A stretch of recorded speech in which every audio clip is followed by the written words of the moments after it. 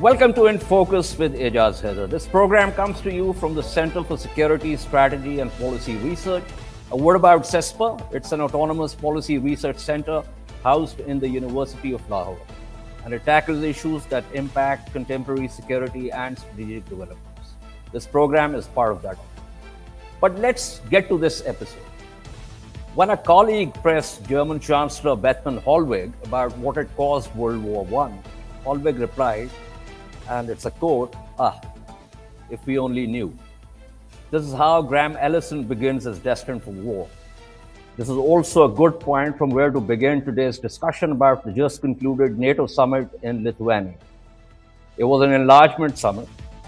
The inclusion of Finland and Sweden is very significant because it not only encircles Russia from the north and northwest, but also turns the Baltic Sea into a NATO lake. The only littoral of Baltic Sea which is outside NATO and against whom the alliance has added 2 new members is Russia. No prizes for guessing that, of course. Adding to the complexity is the fact that Russia's Baltic fleet is headquartered in Kaliningrad, a Russian exclave surrounded by Lithuania, Poland, and the Baltic Sea. Access to Atlantic and any required operational link-up with Russia's northern fleet could be blocked by Sweden in cooperation with other NATO states. If that's not a threat Russia is taking seriously, we would be kidding ourselves.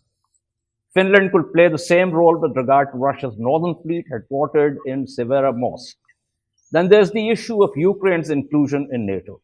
The communique stated, the alliance will support Ukraine on its path towards future membership. We will be in a position to extend an invitation to Ukraine to join the alliance when allies agree and conditions are met. Many policy experts in the US, and I was looking at the analyses coming out after the communique, and I actually used the terms that have been used: uninspiring, ambiguous, head-scratching, and disappointing. So this is the way they're describing the language about Ukraine's NATO membership. President Zelensky called it absurd, responding to a pre-summit statement by US President Biden. Now, it's somewhat surprising that many experts should want to fast-pace Ukraine's inclusion, even as the war is going on. Technically, given Article 5 of the NATO Charter, inclusion would require collective defense for Ukraine and pit NATO directly against Russia. The dangers of that approach should be obvious. Within Europe, while Russia's aggression has been condemned, there are marked differences in approaches between the UK, France, Poland, for instance, Germany has a more complex approach, Italy, Hungary, Bulgaria. A poll in Slovakia in September 2022 actually saw the majority, and this is leaving out Bratislava, supporting a win for Russia. Slovakia, even more than Germany, was near 100% reliant for its energy needs on Russia. Czechia, currently headed by a pro-NATO, pro-EU government of Petr Fiala, has seen first movement, which is a combination of several parties from the far right to the left, protest rising energy prices, chanting pro-Russia and anti-EU slogans. Now, this is ironic, of course, because Václav Havel, the last president of Czechoslovakia, was one of the most ardent supporters of NATO expansion. In fact, Slovakia, Hungary, and Bulgaria stand out as outliers when it comes to Russia. Turkey and Greece are more concerned about each other and their neighborhood than Russia. Turkey also has a complex relationship with Moscow, just like I would say it has a complex relationship with the US. Last year, 3 days after the Russian invasion, Germany's Chancellor, Olaf Scholz, made a speech and talked of Zeitenwende. Now, Zeitenwende since then has become a term which is kind of, being thrown around both sides of the Atlantic. And according to the German Council on Foreign Relations, while the government's official translation for that term is watershed, the original German is a bit more nuanced, signifying a turn of the times and an historical geopolitical shift. Now, Germany is particularly affected by sanctions against Russia and increasing sanctions-related problems with China. As the biggest economy in Europe, it is facing external shocks, and as a democracy, it also has internal political debates that are often at cross purposes in terms of what course Germany should adopt. The complexity runs the entire gamut from realpolitik to machtpolitik to ostpolitik. Somewhat ironically, after having given Germany a certain role and direction post World War II, the US and other Western European countries want Germany to do a sudden about face, talking about their frustrations and using another German term, and I hope I'm pronouncing it correctly, Geschwindigkeit, or the speed with which Germany should act. Meanwhile, the efforts to bludgeon the Russian economy and to isolate Russia haven't worked to the extent the US-led coalition would have wanted. Add to the mix growing Sino-US rivalry, and the world seems to be sleepwalking into major interstate crises. So let me bring in my guest at this point. I'm joined by Marc Saxer, who is an analyst and managing director at Friedrich-Ebert-Stiftung Office for Regional Cooperation in Asia, and Christopher Preble, who is a senior fellow and director of the Reimagining US Grand Strategy program at the Stimson Center. Thank you to both my guests, and sorry for a longish introduction. It's kind of an editorial line also. But let me begin with Christopher. Christopher, are we actually asleep? I mean, I know that there's a big debate about whether we're getting into a new Cold War. There's a big debate about whether sanctions are biting Russia. There's a big debate about who is facing an existential threat, whether it's the NATO-led European countries that are butt Russia, whether it's Russia, the bear that thinks it's being encircled. So all of that is there. But give me your sense of what the takeaway is from this summit that has just concluded. Well, I'll say that my takeaway is somewhat different from those that you cited in your lead-in. But I'll say that, for those here in the United States, and I think mostly in Washington, D.C., where I am, who are disappointed or puzzled by the United States' unwillingness to endorse some European countries, mostly Eastern European countries, request for Ukraine to be granted fast-track membership into NATO, and the Biden administration's reluctance. I encounter very few people outside of Washington, D.C.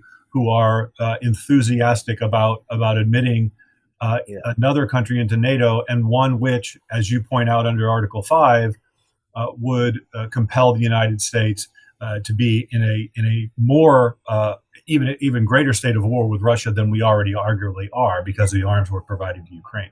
So I think it's a great credit to President Biden, frankly, that he has navigated this difficult terrain. The sympathies of the American people and, frankly, much of the world is, and certainly the Western world, is with Ukraine for understandable reasons. They've been a victim of horrible aggression, but that does not mean that U.S. And some European countries' strategic interests are identical to Ukraine, which I think is one of the requirements when you make a commitment to a country like NATO membership does, that you are treating an attack on them as you would treat an attack on your own country. Right. But Christopher, before I go to Marc, I want to sort of go back to the early 90s.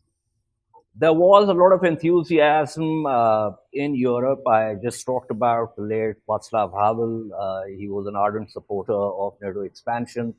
There was also a big debate within the United States. And initially, I remember there wasn't much enthusiasm about expanding NATO. But of course, there were voices that were pushing for it. And I remember when I was at Brookings back in 2002, 2003, and when Strobe was the president of Brookings, I actually had a chat with him because I knew that he was one of the supporters of that expansion. Yes. But there were also, as you know very well, very weighty voices against the expansion, including the current director of CIA, who's been the ambassador to Russia, George Kennan, various other. There was a letter that was written to. So hindsight, and it's always 2020. Sure. How would you look at, or what kind of causality do you think you would see in relation to Russia's sense of vulnerability and NATO expansion? Well, let me just say this: that first and foremost, this was an act of aggression by Russia. So I do not buy into the argument that NATO expansion compelled Vladimir Putin to invade Russia, invade Ukraine. This was his decision, and it seems almost exclusively his decision. So I want to state that up front. However, with respect to NATO expansion, going back to the 1990s, I think the assumption was, and frankly, you mentioned Strobe Talbot, who some of his subsequent writings have come public. The attitude within the Clinton administration, especially among those who were advocates of NATO expansion, was that Russia was simply too weak to do anything about it. They might not like it, but they simply couldn't stop it.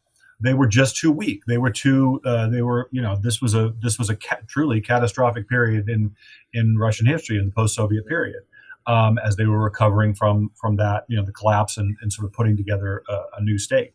And so they were in no position to resist.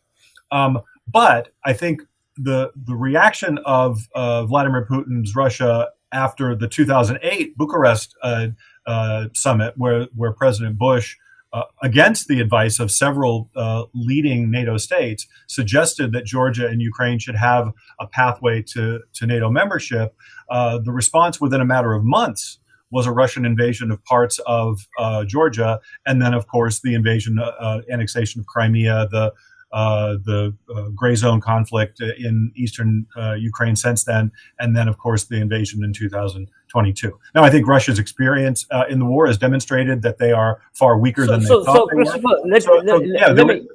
So let me interject here. Based on what you just said, shouldn't there have been a sense that there is a certain kind of causality here? That's not how most American senior foreign policy officials look at those things. Okay, we'll come back to this because there's a lot more to discuss about this. But let me pull in Marc Saxer here. Marc, I talked about Germany, the biggest economy in Europe, in so many ways, a very complex relationship with Russia. I talked about the external shocks. I also talked about the internal debates that are happening, and where, at the multiple points of view. There's a relatively hawkish point of view, which was adopted by the Greens in the current coalition. There's also this point of view about collective security. I talked about, Ostpolitik, going back to the time when Willy Brandt actually, when the foreign minister and then became the chancellor. And so Germany has had to face a very complex situation. Into that has come in this idea of the watershed, Chancellor Scholz's statement.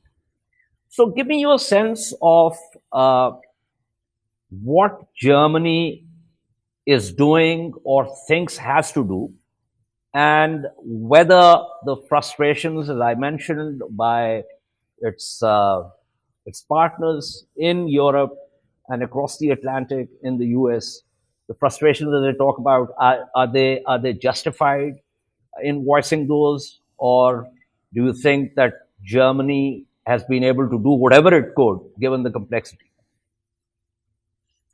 Well, first of all, thank you for having me, Ejaz. And I think you know more about German politics than me, obviously, giving your insights into coalition politics here. Maybe let me start about this, why it's called Zeitenwende, which is a turning of time in Germany, an epoch. Basically, we all know that Germany had a very troubled history, 2 world wars, and was a frontline state. The 2 German states were frontline states in the Cold War. So everything that happened after the end of the Cold War was the golden time for Germans. And we have been looking back at 30 years where it was very comfortable. We always said we are surrounded by friends. We're protected by the United States. There was not much to worry about. Of course, those in the know knew that the world around us is changing, but Germany's wanted to stay on what we call this blissful island for a little bit longer. I think that's the mood that lasted until, let's say, late in 2021. And this is what was shattered on February 24, 2022. There is actually several dimensions to this, several dimensions of where in a matter of days and weeks, taboos and paradigms shifted faster than anything I've seen in my career. First of all, this is the collapse of the post-Cold War security order of Europe, the Charter of Paris. So the idea that borders cannot be shifted by violence is out of the window. We have war back in Europe, something that was more or less unthinkable. Great power war, at least. Of course, we had Yugoslavia, but that's a different level. So that's the first thing. Germany is waking up in an entirely different security environment in Europe with, it's only 1.5 hour flight to Ukraine. So it's directly at our doorstep, number one. Number two, obviously, Germany hasn't been doing a lot of the reforms that were overdue. You talked already about energy policy. I think there was a very dangerous, in hindsight, but those in the know knew, energy dependency on Russia. Also, there was almost criminal neglect of the German armed forces, who are not in a good shape, and it will take a while to completely rebuild them from scratch. And at the same time, the world is changing. So this is not only about Ukraine and Russia, this is also about the world order in China. So all of these things are happening at the same time. So Germany, in a matter of a very, very, very short time, 1 year, had to wean itself off its energy dependency from 60% to 0% when it comes to Russian fossils, and is looking at the challenge to also isolate itself against dependencies on the Chinese market at the same time. And that is a challenge to the German economic model, but also social and political model that at least my generation has not seen yet. Right. So let's go back to Zeitenwende. One of the things that Chancellor Scholz talked about was Bundeswehr. And the fact that if we want to have that kind of protection, then we need to have a military that is actually geared to do things that's supposed to do. And then, of course, the 100 billion euro fund. But there is a sense that this speech, which I said came 3 days, it was 27th Feb, 3 days after the invasion, there was a sense of, emergency, if you will. Because at that point, frankly, no one was really betting on the Ukrainian resolve in the way that it expressed itself ultimately. And Putin's own calculation, because the advance that came from Belarus was actually at that time the main war effort. And the idea was to capture Kyiv, install a puppet government, and then negotiate with the West. That didn't come to pass. So Chancellor Scholz's speech has to be seen in the context of those first 2 or 3 days of the invasion, when everyone was really scared of what was likely to happen. But thereafter, there does not seem to have been any, what's the word I'm looking for, some kind of mechanism in and through which, for instance, the utilization of this 100 billion euro fund will happen. What exactly will happen with the Bundeswehr? How exactly is Zeitenwende? Is it a process? Is it just an expression that the world is changing, or is there a broader agenda which has to be undertaken by Germany singly and in tandem with its allies to realize the potential? Well, you basically were asking before about Geschwindigkeit, or the speed of all, how this could happen, and if this is more of a process. I would say it's a struggle. We're looking at several paradigm shifts at the same time. And if you shift the paradigm in a model, there is going to be an enormous struggle between many, many interest groups. And that's what's happening as we speak.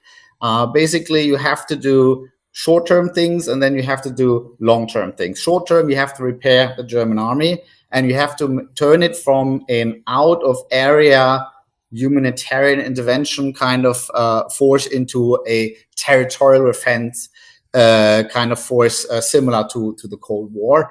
You're going to have forward positioning of the German armed forces in Eastern Europe, something that was not really done in the post-Cold War period. So there is the military posture, and there is the military capabilities that have to be built up, while at the same time we're delivering weapons to Ukraine from the stockpiles of the Bundeswehr. That's a challenge. So that means you have to rebuild the armament industry, the weapon industry at the same time, which did not have the capabilities that we talk about. In the long term, and this is certainly something that would be worthwhile discussing with my American friend here, we're talking about the overall division of labor within the transatlantic security community, the transatlantic alliance. And what I understand, what our American friends are telling us is, look, guys, the post-World War II or post-Cold War period, free ride, that's over. We have some business in the Pacific.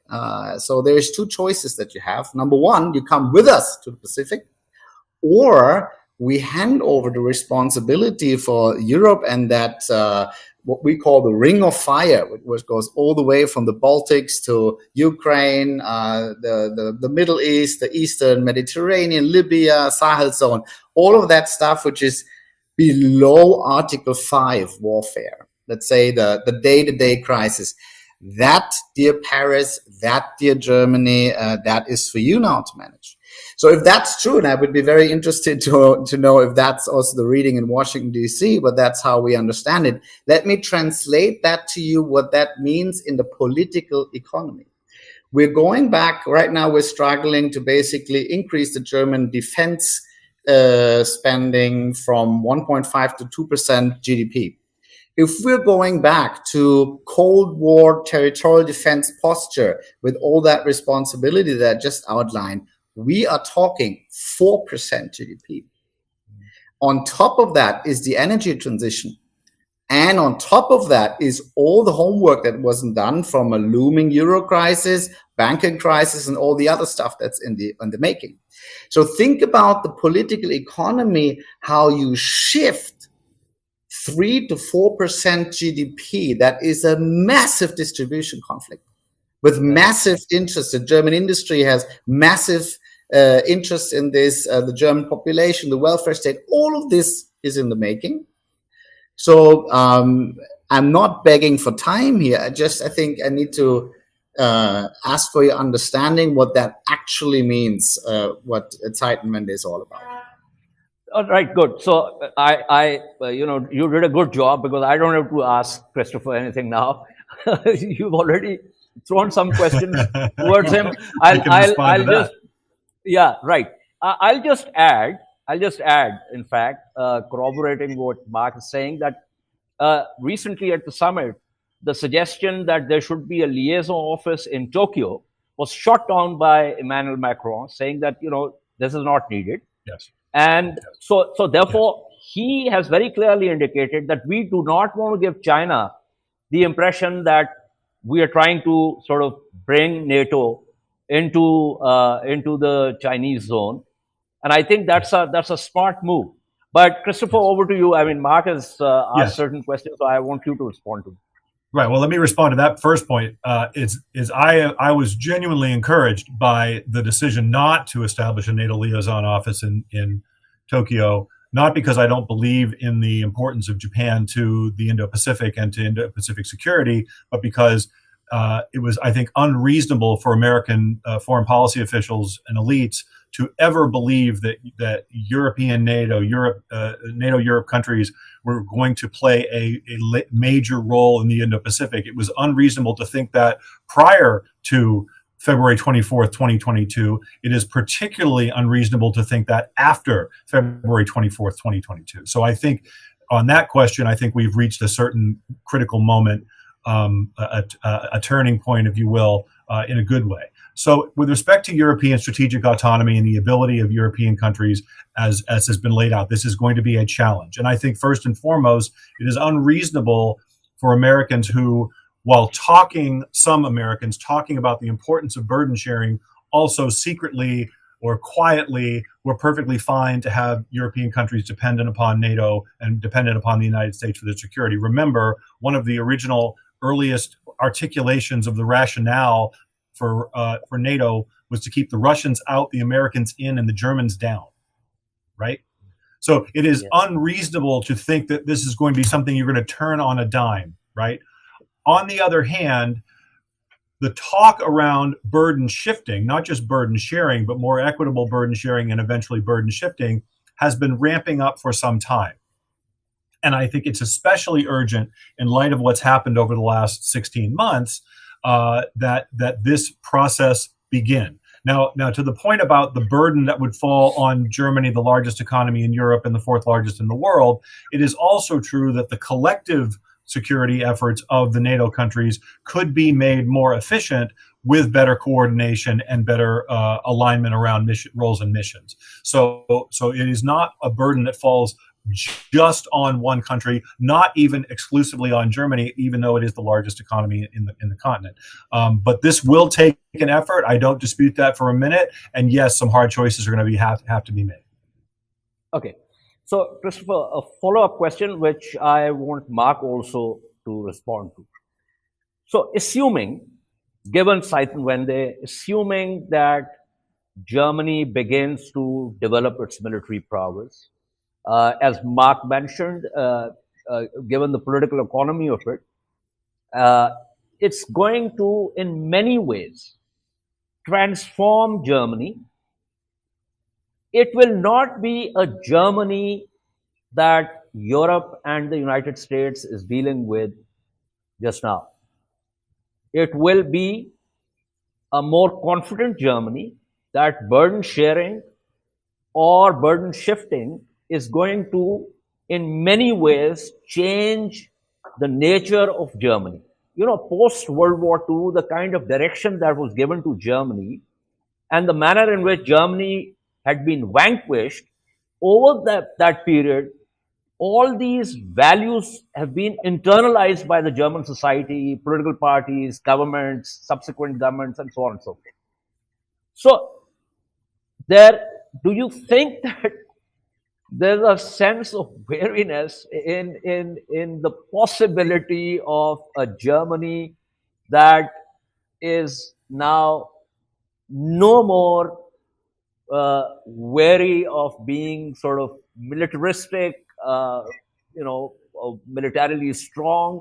Or are we talking about an era now, or a period, if you will, where a throwback to the old sort of, Prussian sort of, approach to military power is unlikely to happen? I think that's unlikely. I'd love to hear from Mark, but I think that's unlikely. I think that the Germany's contributions during the Cold War, West Germany's contributions were substantial. The Bundeswehr was a serious military force and had a major role to play in defending Germany in the event of a Soviet invasion from the east. The Russian military, as we've talked about, is not nearly as capable as the Soviet military. And collectively, I think the countries in Europe are growing to appreciate the value that greater German military capability would bring to the table, and are less concerned. Basically, the premise that Germany is going to be more confident in the future, I can only answer right now, there is not much confidence in Berlin. There's just an opinion poll that came out, I think, this week, and it showed that in terms of the percentage of people who are afraid of the future, it's the highest percentage ever polled, ever in post-war history. So Germans right now are disoriented and very, very wary of the future. And that, of course, has a lot to do with the war. But it's not only the war. There's climate change, there's migration, there's all sorts of things. But go back to your point. So let's say Germany rebuilds its military, and it's always going to be an alliance military. There's not going to be a German singular force. I think that's for sure. But you need a strong economy in order to sustain that. I mean, I've been talking about certain GDP numbers before. You call Germany the strongest economy in Europe. But in what shape is this economy really? I mean, Germany has not been innovative and has somewhat lost touch with the technological frontier. When we talk about semiconductors or AI or things like that, Germany is not even in the leading field anymore. Now we've been cut our source of cheap energy, and we're seeing dark clouds on the horizon when it comes to the export-led part of this economic model, right? So at the same time, you have a much higher burden. You will have to take and bail out probably several parts of Europe again when the crisis hits. I mean, that has a lot to do with the interest hikes that are coming right now. So we're going to see a lot of states and also a lot of companies in dire straits in the near future, also here in Asia, by the way. And that means that Germany will have to fight several fires on several fronts, and it's not in a really good shape to do so. So I think that part of the Zeitenwende is also something that we have to make sure that we keep our industrial base intact and actually make it dynamic and innovative enough to be able to meet the challenges of the near future. It's not the far future, it's the near future. Well, every single point that's been raised by Christopher and Mark, one can have a program on that. So obviously we can't cover everything. But here's the thing, just to sort of,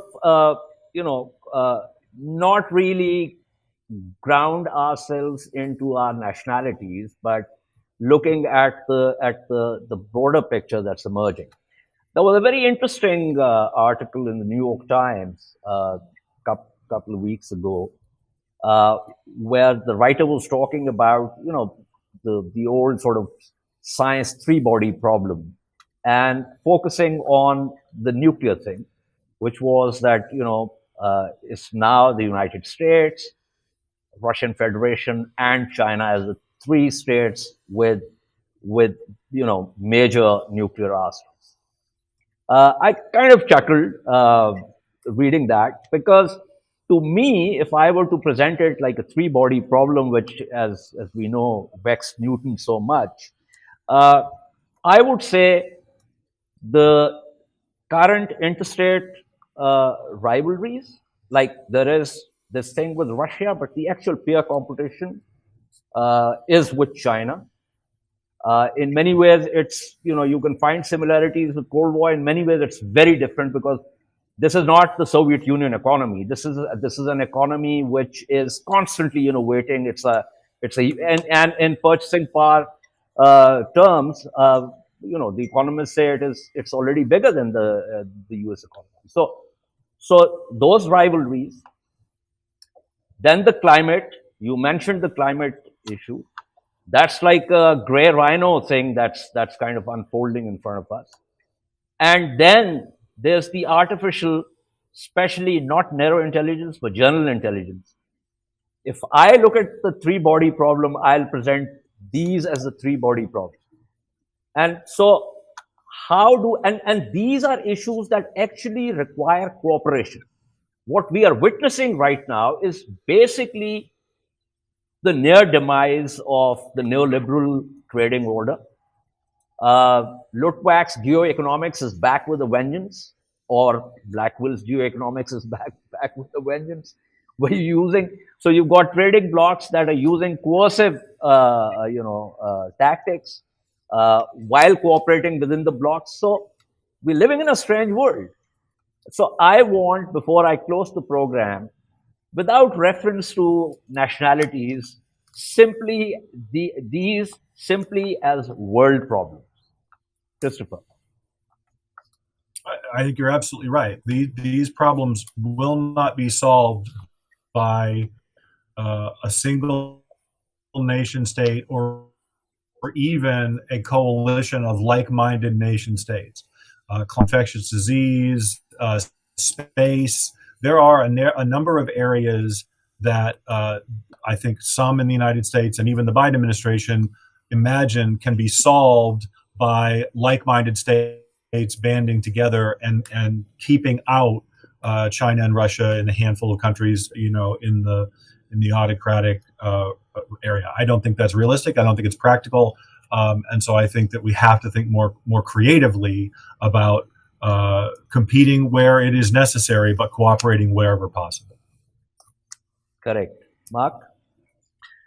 Well, what worries me most is that the very second that we need multilateral institutions to basically provide the kind of policy coordination and collaboration in order to tackle the global challenges that you presented, and that I believe have to be tackled urgently. This is the very second that these multilateral institutions are contested by great power competition.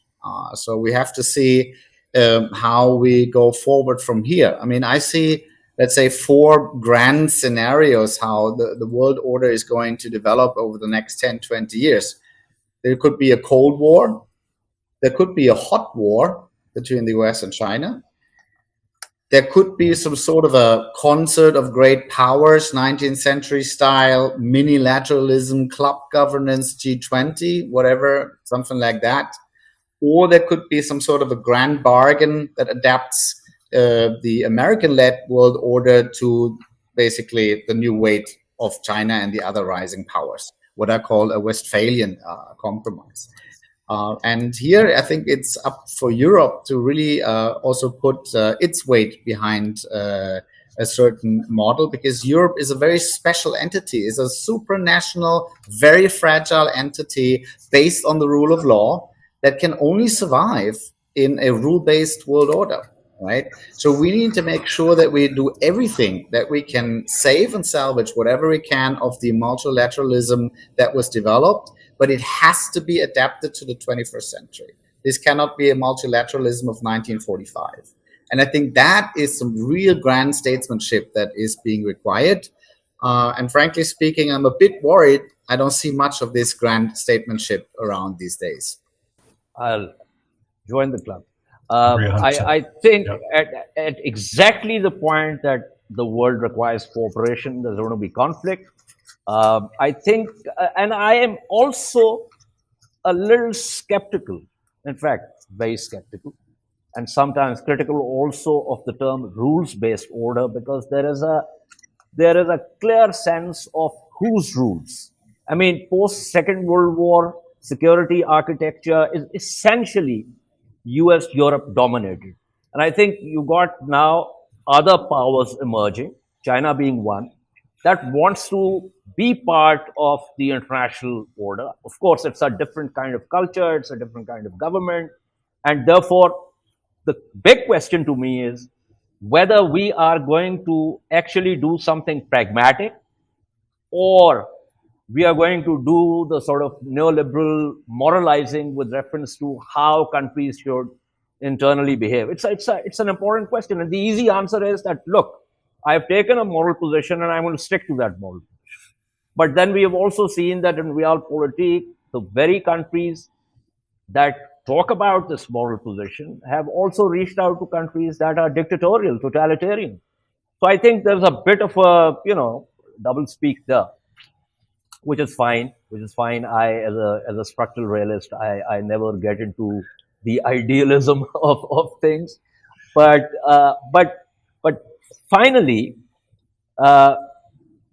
do you believe, because you talked about the concert, do you believe that the concert, we saw, again, hindsight is 2020, we saw how the concert and those alliances, instead of preventing war, actually pushed Europe into World War I. And so, Christopher, you and then Mark, before I close the program, I'm not much given to analogies because I think situations are different, but right.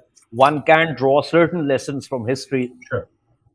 Do you think that, this kind of alliance making is going to actually prevent war, or is it going to contribute to one? I think that is the question, and I think that I can map out a scenario whereby it creates a security dilemma that leads to war. I can map out other dilemmas where it is a deterrent effect and it contributes to reaching some kind of modus vivendi. But I think the key is in identifying sort of each major power's sort of critical national security interests and red lines. And that's a thing that I do not think that we here in the United States, or frankly in other parts of the world, have done a good enough job of acknowledging other states' interests as part of this discussion. Marc Saxer? Well, I mean, the parallels between the situation before World War One and now are obvious, right? We're seeing basically the decline of a global hegemon. Back then, it was the British Empire, and the emergence of competitors. And as Thucydides said already 2,500 years ago, whenever that happens, the danger of war is in the air. And I think the danger of war is in the air today as well. Back then, there was not much institutionalization, these kind of backroom deals that were possible to keep at least the peace within Europe. For the price of aggression outside of Europe, I'm aware of that. But within Europe, it was 100 years of relative stability.